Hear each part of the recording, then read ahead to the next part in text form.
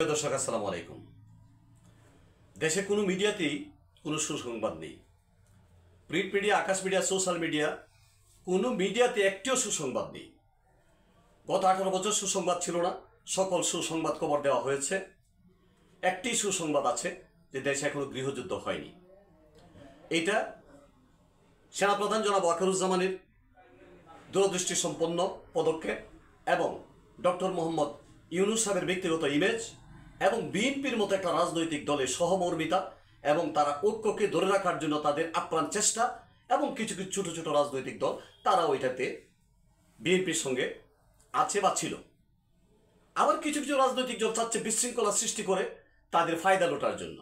কিছু কিছু লোক যারা কদিন আগেও আলুর ভর্তার ডাল ভাত খেত, তারা এখন কোটি কোটি টাকার মালিক।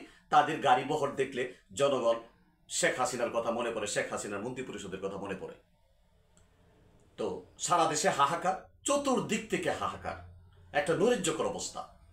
এটাকে পরিবর্তন করতে চাইলে যদি গভর্নমেন্টের সদিচ্ছা থাকে, যত তাড়াতাড়ি সম্ভব নির্বাচনের মাধ্যমে, নির্বাচনের মধ্য দিয়ে নির্বাচিত জনগণের নির্বাচিত লোকের হাতে, তাদের প্রতিনিধিদের হাতে ক্ষমতা হস্তান্তর করা উচিত।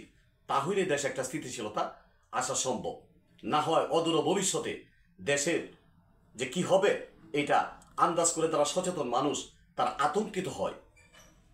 আল্লাহ সবাইকে হেফাজত করুন।